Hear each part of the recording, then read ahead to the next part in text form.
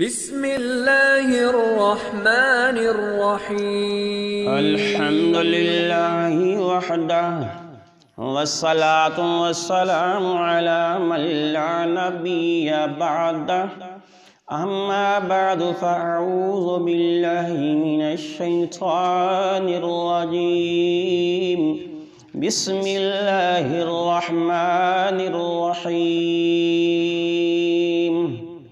أَوَمَنْ كَانَ مَيْتًا فَأَحْيَيْنَاهُ وَجَعَلْنَا لَهُ نُورًا يَمْشِي بِهِ فِي النَّاسِ کیا جو شخص مردہ تھا پس ہم نے اس کو زندگی دی اور بنائی اس کے لیے روشنی، وہ چلتا ہے اس روشنی سے لوگوں میں كَمَنْ مَثَلُهُ فِي الظُّلُمَاتِ لَيْسَ بِخَارِجٍ مِّنْهَا اس شخص کی طرح ہو سکتا ہے جو اندھیروں میں پڑا ہو، اس سے نکلنے والا نہیں ہے۔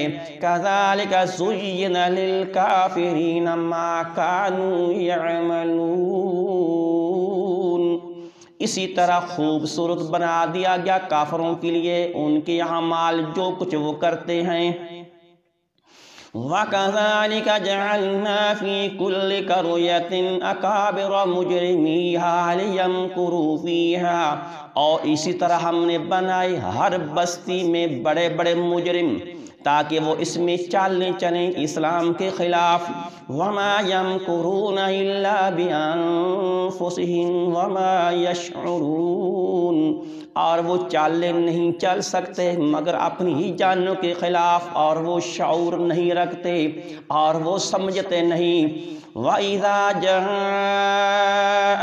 آيَةٌ قَالُوا لَن نُّؤْمِنَ حَتَّى نُؤْتَىٰ مِثْلَ مَا أُوتِيَ رُسُلُ اللَّهِ اور جب آتی ہے ان کے پاس کوئی نشانی، کوئی معجزہ، کہتے ہیں ہم ہرگز نہیں ایمان لائیں گے یہاں تک کہ ہمیں بھی وہی دیا جائے جو دیا گیا ہے دیگر اللہ کے رسولوں کو۔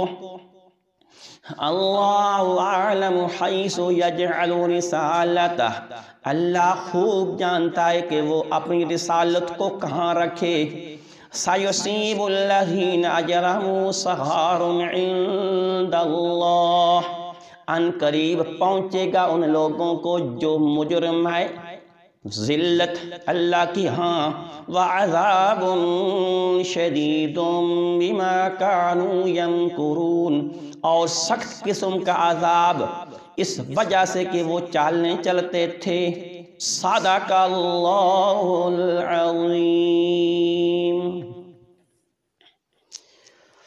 آج کی ان آیتوں میں اللہ رب العزت نے دو قسم کے لوگوں کا ذکر کیا اور پھر مثال دے کر سمجھایا کہ ایک قسم کے وہ لوگ ہیں جو مردہ ہیں اور ایک قسم کے وہ لوگ ہیں جو زندہ ہیں۔ یعنی جو شخص ایمان سے خالی ہے، اللہ کی اطاعت سے خالی ہے، جانوروں کی طرح زندگی گزار رہا ہے، کھایا پیا، اپنی خواہشات کو پورا کیا، کمایا اور زندگی گزار دی، گویا کہ یہ شخص مردہ ہے۔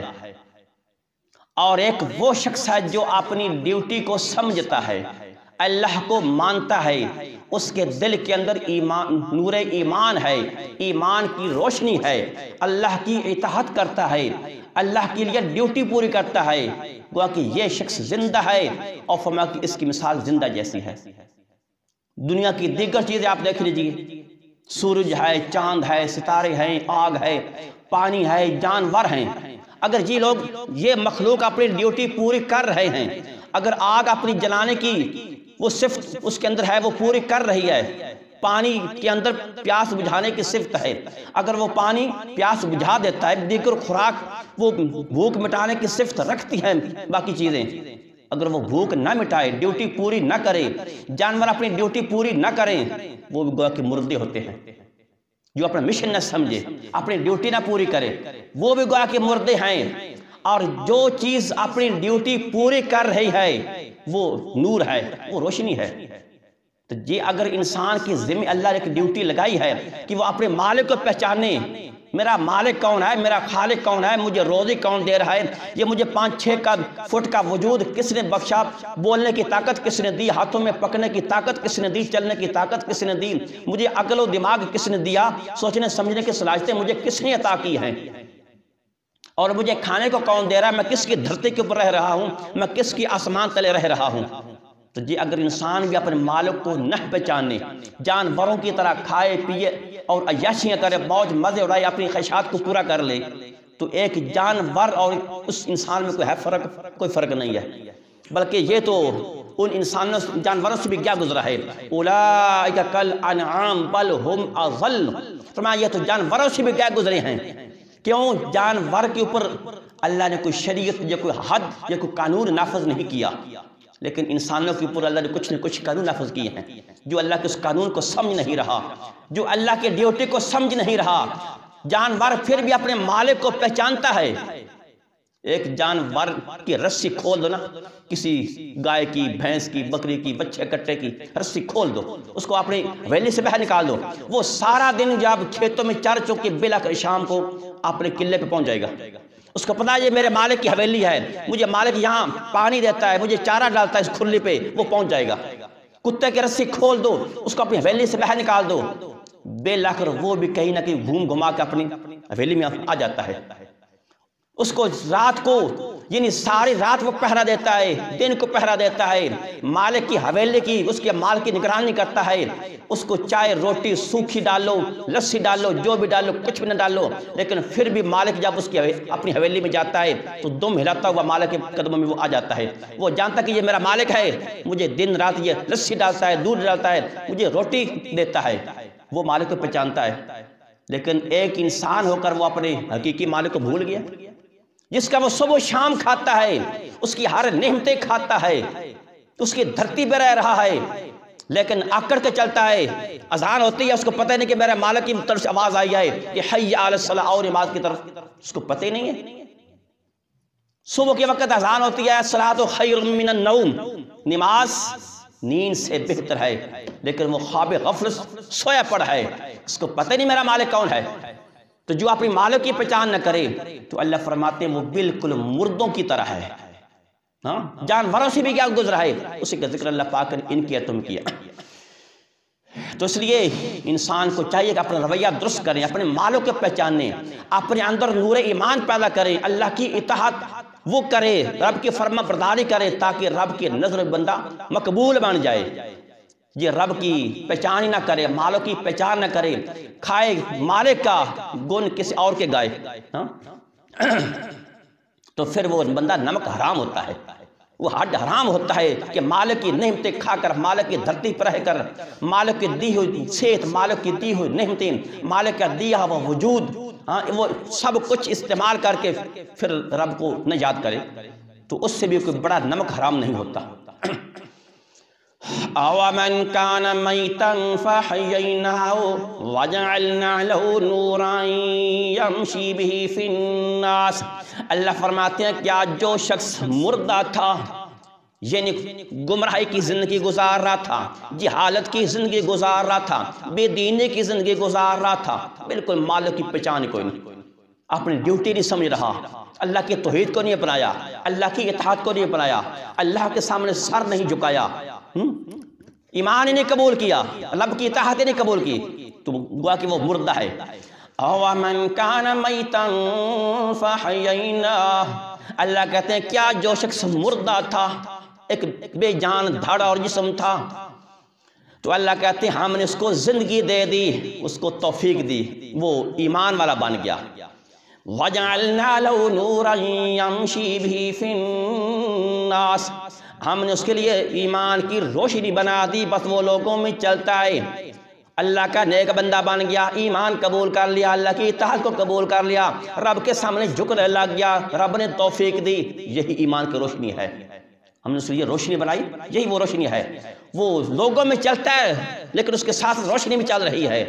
اس کے ساتھ وہ ایمان کی اطاعت کی برکتیں بھی اس کے ساتھ ہیں. دکان میں بیٹھا ہوا ہے, بازار میں کام کر رہا ہے, کاروبار کر رہا ہے, تجارت کر رہا ہے, لیکن اس کے ساتھ نور ایمان بھی ہے. وہ ایمان کی برکتیں بھی ہیں, اطاعت کی برکتیں بھی ہیں. وہ پرسکون طریقے سے روزی کما رہا ہے, حلال طریقے سے روزی کما رہا ہے, بچوں کو پال رہا ہے, اپنی ضرورتیں پوری کر رہا ہے. وہ شادی کے اندر بھی ہے, پھر بھی اس کو اپنی نماز کی فکر ہے. وہ کہ اس کے ساتھ وہ نور ایمان ہے جو اس کو رب کی اطاعت پہ مجبور کرتا ہے. وہ نور ایمان. وہ غمی کے موقع پہ ہے, سفر میں ہے, بیمار ہے, جہاں بھی ہے, اس کے ساتھ نور ایمان ہے. وہ لوگوں کے اندر چلتا پھرتا ہے روشنی کے ساتھ. وہ آدمی یعنی برکت والا ہے. وہ آدمی رب کے ہاں وہ مقبول بندہ ہے, وہ رب کا پیارا بندہ بن جاتا ہے. تو لیکن جو ہے ہی مردہ, جس کے اندر نور ایمان کو نہیں, رب کی اطاعت کو نہیں, اپنے مالک کو پہچاننے نہیں ہے, فرمایا وہ بالکل منحوس آدمی ہے. منحوس آدمی ہے. چلتا ہے تو لوگوں کے اندر پھر بھی منحوس, کاروبار کر رہا ہے پھر بھی منحوس, کاروبار کر رہا ہے پھر بھی برکتیں نہیں ہیں, پھر بھی دل کے اندر چین و سکون کوئی نہیں ہے. لاکھوں کا کاروبار ہے, کوٹھیوں کا مالک ہے, گاڑیوں کا مالک ہے, زندگی میں سکون پھر بھی نہیں ہے. یہی یعنی کہ منحوسیت ہوتی ہے اس مردہ ہونے کی. تو فرمایا کہ کم مثلہ فی الظلمات لیس بخارج منہا, اللہ کہتے اس شخص کی طرح ہو سکتا ہے جو اندھیروں میں چل رہا ہے, جو اندھیروں میں چل رہا ہے, لیس بخارج منہا, اس سے نکلنے والا نہیں ہے. وہ کفر کے اندھیرے میں, شرک کے اندھیرے میں, ظلم کے اندھیرے میں, خرافات کے اندھیرے میں, خواہشات کے اندھیرے میں, بدعات کے اندھیروں میں وہ پڑا ہوا ہے اور اپنے مالک کو بالکل بھولا ہوا ہے. مالک کی پہچان کو نہیں, نور ایمان کو نہیں, اطاعت کو نہیں, فرما برداری کو نہیں, رب کا حکم ماننے کے لیے تیار نہیں, ہمہ وقت حلال و حرام جمع کرنے میں لگا ہوا ہے. یہی سارے وہ اندھیرے ہیں, کفر و شرک کے, ظلمات کے اندھیرے, خواہشات کے اندھیرے میں پڑا ہوا ہے. دن رات سوچتا ہے کہ میرا مال کیسے بڑھ جائے, کیسی میری ایک دکان ہے 2 بن جائیں, 2 ہے میری 4 بن جائیں, ایک مارکیٹ چل رہی ہے 2 مارکیٹیں بن جائیں, حرام ہی جمع کر رہا ہے. تو یہ سارے ظلمات ہیں, یہ سارے اندھیرے ہیں. تو اللہ کہتا ہے کیا یہ برابر ہے؟ اللہ نے ایک اور مقام پہ فرمایا, لوگوں سے اللہ پوچھتے ہیں بتاؤ تو صحیح مجھے, روشنی اور اندھیرا برابر ہیں؟ نہیں برابر ہے. عالم اور جہل برابر ہیں؟ نہیں برابر. دن اور رات برابر ہے؟ نہیں برابر. نہیں برابر ہو سکتے. نیکی اور بدی نہیں برابر. اطاعت فرمانبرداری اور نفس کی نافرمانی نہیں برابر. ایک رب کے سامنے جھکنے والا, ایک خواب غفلت میں سونے والا نہیں برابر ہو سکتے. تو ان چیزوں کو اللہ نے بیان کیا. اب انسانوں کی آزمائش ہے. اب انسان کو خود سوچنا ہے کہ میں نے کون سا راستہ اختیار کرنا ہے, نور ایمان والا, رب کی اطاعت والا, یا رب سے غافل رہ کر زندگی گزرنے والا. اب خود سوچ لے. یہ تو رب کے لیے اطاعت کر لی, نور ایمان قبول کر لیا, ہدایت قبول کر لی, ہدایت کے اوپر آ گیا, رب کا مقبول بندہ بن گیا. جیسے مکہ کے کافر تھے, اللہ کے پاک پیغمبر نے 13 سال مکے میں رہ کر نبوت کے بعد لوگوں کو سمجھایا, مکے کے لوگوں کو سمجھایا, دن کو سمجھایا, رات کو سمجھایا, مجمع میں جا کر سمجھایا, انفرادی طور پہ سمجھایا, ہر لحاظ سے سمجھایا, بڑی یعنی دل کی گہرائیوں سے ان کی خیر خواہی کی, لیکن نہ مانا, اپنی ضد پہ اڑے رہے. ابو جہل وغیرہ اور ابو لہب وغیرہ اور دیگر اور بہت سارے بڑے بڑے رؤسائے قریش نہ مانا, تو بالآخر ہلاک ہو گئے, جنگ بدر میں مارے گئے, پر ماننا پھر بھی نہیں, مر کے جہنم میں پہنچ گئے. ماننا پھر بھی نہیں. یہی مردے ہوتے ہیں. اور جنہوں نے اسلام کو قبول کر لیا, اللہ کی اطاعت کو قبول کر لیا, اللہ کی توحید کو قبول کر لیا, وہ سچے پکے مسلمان بن گئے, صحابہ بن گئے, وہ سارے کے ساری ایمان میں چلتے تھے. تو یہاں اس آیت کے تحت کئی مفسرین نے مثال کے طور پہ یعنی سیدنا عمر فاروق کا واقعہ بیان کیا, کہ کہتے ہیں کہ جب تک اسلام قبول نہیں کیا تھا, جہالت کی زندگی تھی, کفر کی زندگی تھی, تو گویا کہ ایک طرح کے وہ مردے ہی تھے, مردے تھے. تو اسلام کے سخت ترین دشمن تھے, پاک پیغمبر کے سخت ترین دشمن تھے, جب تک دل کے اندر یعنی نور ایمان نہیں تھا, اندھیروں میں تھے, کفر و شرک میں ڈوبے ہوئے تھے. تو جب پتہ یعنی ایک دن یہ تہیہ کر کے نکلے تھے کہ آج میں بانی اسلام کو ختم کر کے آؤں گا, ننگی تلوار جناب وہ مونڈے میں ڈالی ہوئی ہے, اور اللہ کے پاک پیغمبر کو نعوذ باللہ شہید کرنے کے پروگرام سے ارادے سے نکل پڑے. تو راستے میں ایک شخص نعیم ملا, اس نے پوچھا عمر آج خیر تو ہے, بڑے لال پیلے غصے میں ہو, تلوار ننگی جناب کندھے میں ڈالی ہوئی ہے. تو انہوں نے کہا کہ آپ کو پتہ نہیں کہ اس شخص نے یہ محمد صلی اللہ علیہ وسلم نے آ کر ہمارے باپ دادے کا مذہب کو مٹا دیا، تفرقے ڈال دیے، اختلافات ڈال دیے، ہاں برادری میں اس نے آپ لڑائیاں ڈال دی ہیں، آج میں اس کو ختم کر کے آتا ہوں۔ تو اس شخص نے کہا کہ تو کس کس کو ختم کرے گا؟ پہلے اپنے گھر کی ذرا تو یعنی خیر پوچھنا، پتہ کر، اور تیری بہن اور تیرا بہنوئی بھی وہ اسلام لا چکی ہیں۔ اور غصے ہوگا کہ یہ کیا، کہ یہ بے دینی ہمارے گھر کے اندر بھی آ گئی۔ ظاہر بات ہے جو بندہ خود پہلے بے دین ہوتا ہے نا وہ دین داروں کو بھی بے دین سمجھتا ہے۔ تو کہنے لگا کہ یہ بے دینی ہمارے گھر کے اندر بھی آ گئی۔ سیدھے بہن فاطمہ کے گھر گئے، وہ اندر قرآن مقدس سورہ طٰہٰ پڑھ رہی تھی، اور ایک صحابی رسول خباب رضی اللہ تعالیٰ عنہ ان کو قرآن پڑھا رہے تھے، دونوں کو، میاں بیوی کو۔ تو جب دروازے پہ پہنچے تو اندر قرآن مقدس کے پڑھنے کی آوازیں کان میں پڑ گئی۔ تو جب اندر گئے تو وہ جو قاری صاحب تھے وہ تو چھپ گئے، ہاں کہ ان کی دشت بڑی تھی عمر فاروق کی، زمانہ جاہلیت کے اندر بھی اور زمانہ اسلام کے اندر بھی بڑا رعب تھا، دبدبا تھا۔ قاری صاحب تو اندر چھپ گئے، اور وہ ان کی بہن اور ان کے بہنوئی وہ پھر باہر بیٹھے رہے۔ پوچھا تم لوگ کیا کر رہے تھے؟ بڑے غصے میں کہا ہم تو اللہ کا قرآن پڑھ رہے تھے۔ مارا بہن کو، شدید مارا، بہنوئی کو مارا، حتیٰ کہ بہن کے یعنی کان بھی لہو لہان ہو گئے، اتنا مارا کانوں سے خون بہنے لگا۔ بہنوئی کو مارا، بیلا کر بہن فاطمہ نے کہا کہ عمر تو جس خطاب کا بیٹا ہے اس خطاب کی میں بھی بیٹی ہوں، ہاں جس خطاب کا تو بیٹا اسی خطاب کی میں بیٹی، جس ماں کی چھاتیوں سے تو دودھ پی کر آیا اسی ماں کی چھاتیوں سے میں نے دودھ پیا ہے۔ اگر تیرے دل میں کفر ہے میرے دل میں ایمان ہے، تو کفر نہیں چھوڑ سکتا، میں ایمان نہیں چھوڑ سکتی، چاہے جسم کے ٹکڑے کر دے، لہو لہان کر دے، تو اس سے جو ہوتا ہے کر لے، پر میں ایمان نہیں چھوڑ سکتی۔ بس اتنی تقریر کرنی تھی بہن کی کہ عمر کی دل کی دنیا بدل گئی، دل کی دنیا بدل گئی۔ کہنے لگے، سوچنے لگے کہ یہ وہ بہن فاطمہ کے جو کبھی میرے منہ پر بولتے نہیں تھی، آج کیا اس کے اندر وہ طاقت آ گئی، کوئی ایمان کی روشنی آ گئی ہے کہ آج میرے منہ کے پر بول رہی ہے۔ تو کہنے لگی اچھا وہ لاؤ جو کلام تم پڑھ ذرا مجھے بھی سناؤ۔ تو بہن فاطمہ نے کہا کہ تم ابھی تک ناپاک ہو، کافر آدمی ناپاک ہوتا ہے، تم ابھی ناپاک ہو، تم قرآن کو ہاتھ نہیں لگا سکتے ہو۔ نہائے، غسل کیا، فرمایا کہ اب مجھے سناؤ تم لوگ کیا کلام پڑھ رہے تھے۔ تو انہوں نے پھر سورہ طٰہٰ وہ پڑھ کر سنائی تو رونے لگے، آنکھوں سے آنسو آنے لگے۔ تو پھر کہا کہ مجھے پاک پیغمبر کے پاس لے چلو، میں کلمہ پڑھتا ہوں، مسلمان ہوتا ہوں۔ تو پھر ننگی تلوار ایسے وہ کندھے میں ڈالے ہوئے اللہ کے پاک پیغمبر یعنی ایک صحابی کے مکان میں رہتے تھے، چونکہ اس وقت مخالفت بہت زوروں پہ تھی، کافر بہت زیادہ مسلمانوں کو تنگ کرتے تھے، تو اللہ کے پاک پیغمبر ایک صحابی کے مکان میں اکثر رہتے تھے، ان کی پناہ میں وہاں تھے۔ تو ننگی تلوار لیے وہاں جا رہے ہیں، تو مکان کے اوپر جو ایک آدمی پہرے دار ہے، تو انہوں نے کہا یا رسول اللہ عمر فاروق آ رہا ہے، عمر بن خطاب آ رہا ہے، تلوار بھی ننگی لی ہے۔ تو اللہ کے پاک پیغمبر نے فرمایا آنے دو، یہ اس کا ارادہ اچھا ہوا یعنی اسلام قبول کرنے کا فابہا بہتر، یہ نہ ارادہ اچھا ہوا کوئی ہمیں نقصان کرنے کا ارادہ ہوا تو اسی کی تلوار سے لے کر اس کا سر قلم کر دیں گے۔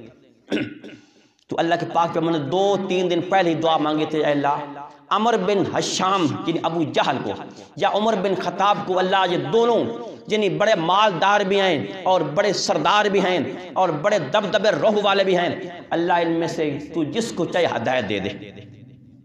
تو اللہ نے عمر بن خطاب کو ہدایت دے دی، جا کر اللہ کے پاک پیغمبر کی خدمت میں حاضر ہوئے، کلمہ پڑھا اور مسلمان ہو گئے۔ یہ نور ایمان ہے، یہ نور ایمان ہے۔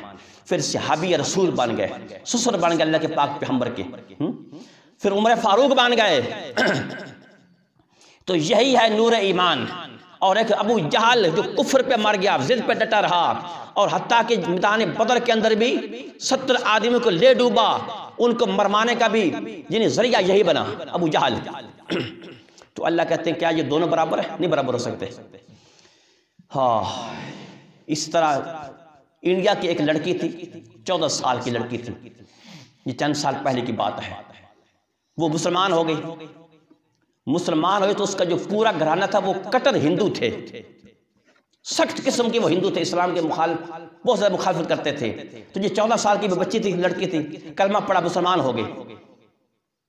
تو اس کے چاچا نے بڑا اس کے اوپر ظلم کیا، مارا پیٹا، روکتے تھے کہ تو اسلام چھوڑ دے، مسلمان ہونا چھوڑ دے، تجھے مار دیں گے، وہ کر دیں گے، یہ کر دیں گے۔ اس کا باپ بھی اس کو ڈانٹتا تھا، بھائی بھی اس کو ڈانٹتے تھے، پر اس نے اپنا ایمان نہیں چھوڑا، اپنے وہ اسلام کے اوپر، ایمان کے اوپر ڈٹی رہی۔ اس نے کہا کہ کچھ بھی ہو جائے پر میں کلمہ نہیں چھوڑ سکتی۔ تو حتیٰ کہ ایک دن اس کے چاچا نے ایک پٹرول کی بوتل لی اور اس کو باہر لے جا کر کے کھیتوں میں یا قبرستان میں لے جا کر گڑھا کھود کے اس کے اوپر وہ پٹرول ڈال کے اس کو آگ لگا دی، آگ لگا دی۔ وہ پھر بھی کہتے رہے، چچا میں اب بھی کہتا ہوں کلمہ پڑھ لے، مسلمان ہو جا، اسی میں تیری بہتری ہے۔ میں اپنے باپ کو بھی کہتی ہوں کہ تو بھی کلمہ پڑھ لے، اسی میں بہتری ہے۔ پورے خاندان والوں کو کہتی ہوں کہ تم بھی کلمہ پڑھ لو، اسی میں بہتری ہے، تم جنت پہنچ جاؤ گے، جہنم سے بچ جاؤ گے۔ لیکن بہرحال اس کا جو پروگرام تھا اس کے چاچے کا وہ کر گزرا، اس کو آگ لگا دی، بغیر وہ تو بیچاری جل بھون کے مر گئی۔ تو پھر بعد میں اس کے چاچے کو، اس کے باپ کو روزانہ وہ خواب میں وہ لڑکی ملتی تھی، باپ کو بیٹی، چاچے کو بھتیجی، روزانہ خواب میں ملتی تھی۔ یہی وہ کہتی تھی، میں اب بھی تمہیں کہتی ہوں کلمہ پڑھ لو، کلمہ پڑھ لو، مسلمان ہو جاؤ، اس میں تمہاری بہتری ہے۔ وہ حتیٰ کہ مختصر یہ کہ اس کا وہ باپ، اس کا وہ چاچا وہ مخبوص حوات ہو گئے، یعنی ان کا وہ نیم پاگل ہو گئے۔ وہ روزانہ خواب میں ان کو بچی، ان کو وہ ملتی تھی، لڑکی ملتی تھی، وہ جن پاگلوں کی طرح ہو گئے، ہر وقت پریشان رہتے تھے۔ پھر کسی دنا آدمی نے ان کو بتایا اس کا حل یہ کہ تم جب تک مسلمان نہیں ہوگے اس وقت تک یہ تمہارا یہ پاگل پان نہیں ٹھیک ہوگا۔ تو پھر بلا کر انہوں نے کلمہ پڑھ لیا، اس کی ماں نے بھی کلمہ پڑھا، باپ نے بھی کلمہ پڑھا، چچا نے بھی کلمہ پڑھا، حتیٰ کہ اس کے خاندان میں سے 50 آدمی مسلمان ہو گئے۔ تو ایک لڑکی نے اپنی جان تو قربان کر دی، اسلام کے اوپر ڈٹی رہی، پر کئی خاندان میں سے کئی لوگوں کے لیے اسلام کا وہ ذریعہ بن گئے، مسلمان ان کا ذریعہ بن گئے۔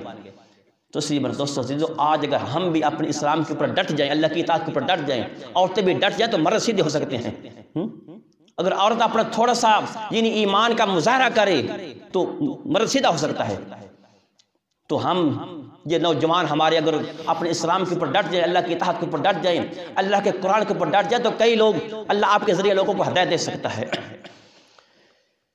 تو فرمایا کہ کذالک زین للکافرین ما کانوا یعملون، فرمایا کہ اسی طرح مزین بنا دے گا کافروں کے لیے جو کچھ وہ کر رہے ہیں، جو بدماشیاں کر رہے ہیں، جو عیاشیاں کر رہے ہیں، کفر کر رہے ہیں، شرک کر رہے ہیں، شرابیں پی رہے ہیں، مسلمانوں کے اوپر ظلم و ستم کر رہے ہیں، بدماشیاں کر رہے ہیں، وہ ان کو اچھا لگتا ہے، لیکن اس دنیا میں تو اچھا لگتا ہے لیکن مرنے کے بعد اس کا انجام برا ہوگا۔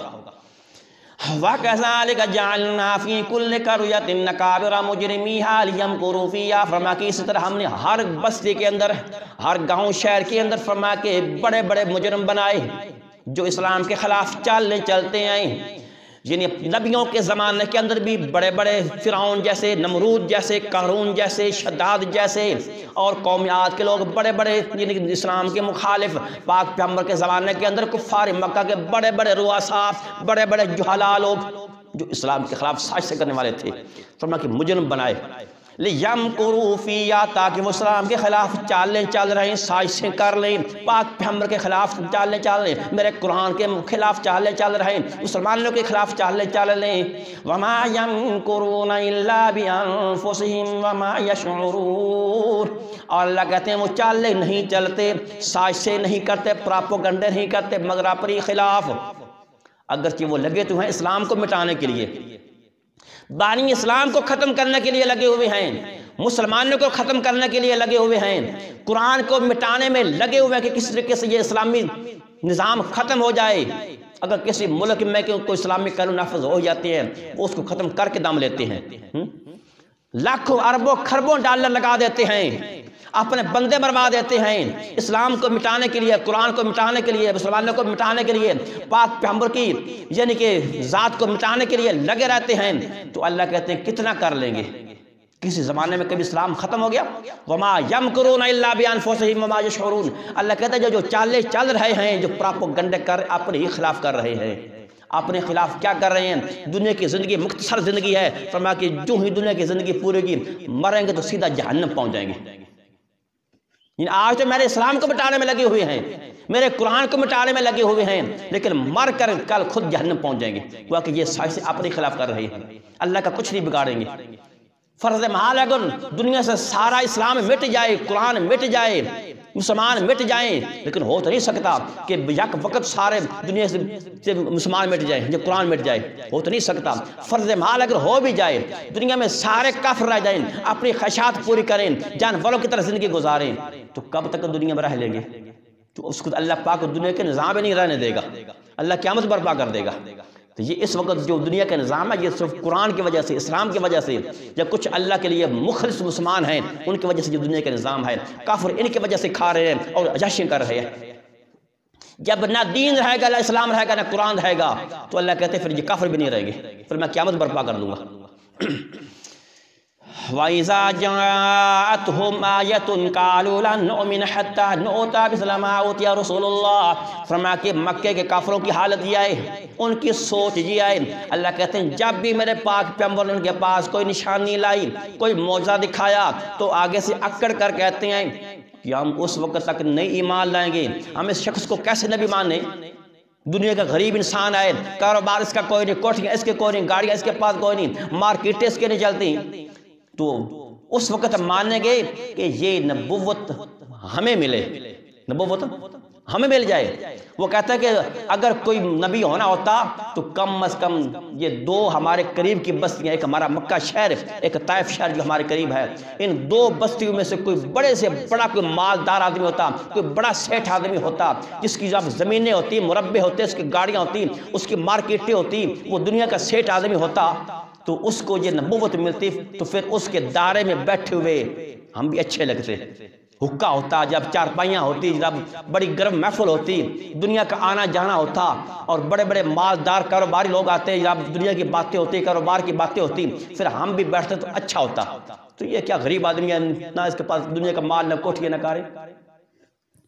وَقَالُوا لَوْلَا نُزِّلَ هَذَا الْقُرْآنُ عَلَىٰ رَجُلٍ مِّنَ الْقَرْيَتَيْنِ عَظِيمٍ، اللہ کہتے ہیں کہ یہ قرآن دو بستیوں کے آدمیوں پر کیوں نہیں نازل ہوا؟ یا مکہ شہر کا کوئی بڑا رئیس آدمی ہوتا، کوئی امیر ترین آدمی ہوتا، یا طائف شہر کا کوئی بڑا امیر ترین آدمی ہوتا، مربوں کا، زمینوں کا مالک، کوٹھیوں کا مالک ہوتا، گاڑیوں کا مالک ہوتا، اس کو نبوت ملتی تو پھر ہم اس کے اوپر ایمان لاتے۔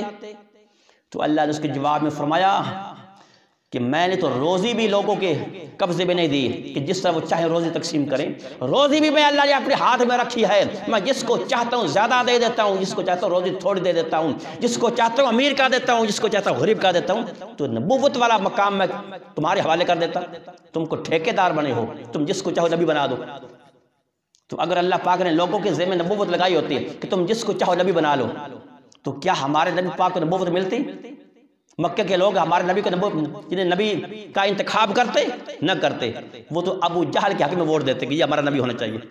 ہاں، تو اس لیے اللہ نے نبوت والا مقام رکھے اپنے پاس ہے، اللہ نے یہ کسی کو ٹھیکے دار نہیں بنایا کہ تم جس کو چاہو نبی بناتے پھرو۔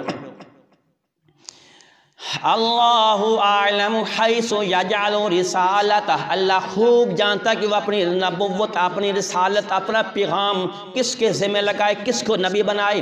اللہ بہتر جانتا ہے کہ کس کے اندر نبوت والے اوصاف ہیں، کون سا میری نبوت کا، میری ذمہ داری کا بوجھ کون اٹھا سکتا ہے، اللہ اس کو نبی بناتا ہے، ہر ایک کو اللہ نبی نہیں بنا دیتا۔ تو حدیث میں آتا ہے اللہ کے پاک پیغمبر نے فرمایا صلی اللہ علیہ وسلم، فرمایا کہ حضرت ابراہیم علیہ السلام کے خاندان میں سے فرمایا کہ اللہ نے سب سے بہترین خاندان کا جن انتخاب کیا تو بنو اسماعیل کا کیا، بنو اسماعیل میں سے فرمایا کہ پھر بنو کنانہ کا وہ انتخاب کیا، جن جو میرے باپ دادا کا خاندان ہے نا، ابراہیم سے میرا خاندان چلا، تو فرمایا کہ سب سے بہترین خاندان اللہ کے نبی ابراہیم کا تھا، فرمایا کہ پھر ان کی اولاد میں سے ان کے بیٹے اسماعیل کا خاندان تھا، فرمایا کہ پھر ان کے خاندان میں سے فرمایا کہ پھر بنو کنانہ کا خاندان تھا، فرمایا کہ پھر بنو کنانہ میں سے فرمایا کہ پھر سب سے بہترین خاندان قریش کا خاندان تھا، فرمایا کہ پھر قریش کے خاندان میں سے سب سے بہترین خاندان بنو ہاشم کا خاندان تھا، فرمایا کہ ان میں سے سب سے بہترین اللہ نے مجھے دنیا کا وہ انسان بنایا ہے۔ تو ابو جہل ورگا کیا ہے، دنیا کا مال اللہ کیا اس کی کیا قدر و قیمت ہے۔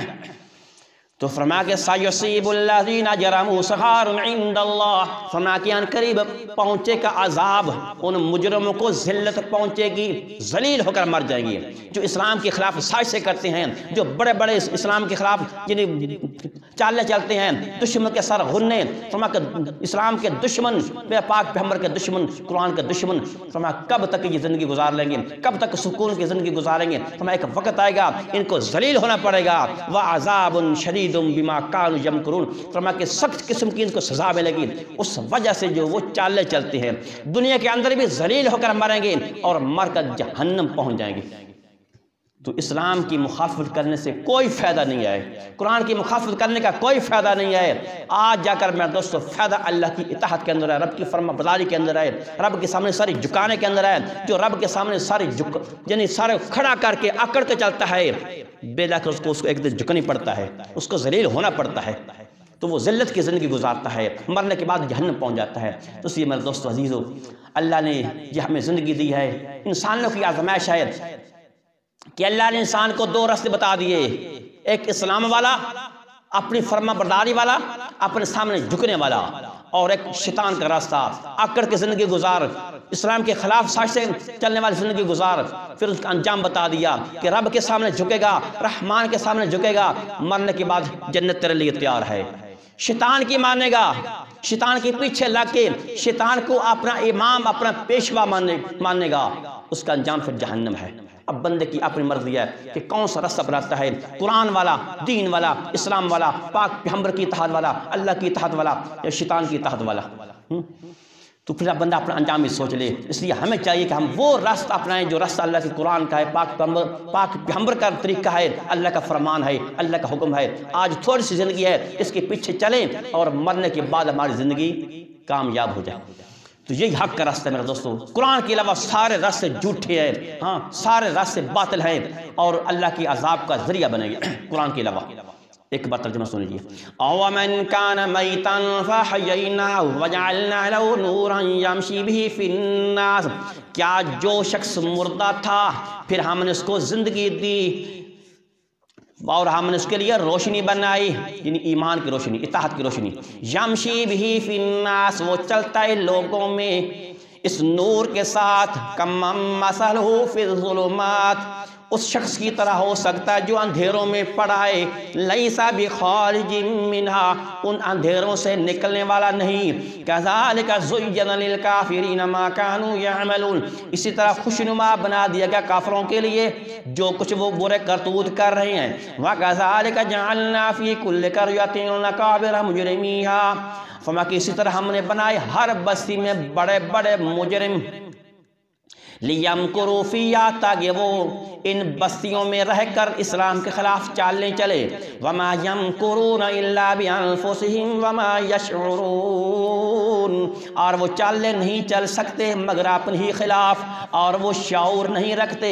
وَإِذَا جَاءَتْهُمْ آیَةٌ قَالُوا لَن نُؤْمِنَ حَتَّى نُؤْتَىٰ مِثْلَ مَا أُوتِیَ رُسُلُ اللَّهِ، اور جب آتی ہے ان کے پاس کوئی نشانی تو کہتے ہیں ہم ہرگز نہیں ایمان لیں گے، ہرگز نہیں ایمان لائیں گے یہاں تک کہ ہمیں دیا جائے اس طرح جو اللہ کے رسولوں کو دیا گیا ہے۔ اللہ عالم حیث یجعل رسالتہ، اللہ خوب جانتا ہے کہ وہ کہاں رکھے اپنی رسالت۔ سیصیب الذین اجرموا صغار عند اللہ، ان قریب پہنچے گا ان لوگوں کو جو مجرم ہے، ذلت پہنچے گی، ذلت اللہ کی ہاں سے۔ وَعَذَابٌ شَدِيدٌ بِمَا كَانُوا يَمْكُرُونَ، اور سخت قسم کا عذاب بسبب اس کے جو وہ چالیں چلتے تھے۔ صدق اللہ العظیم۔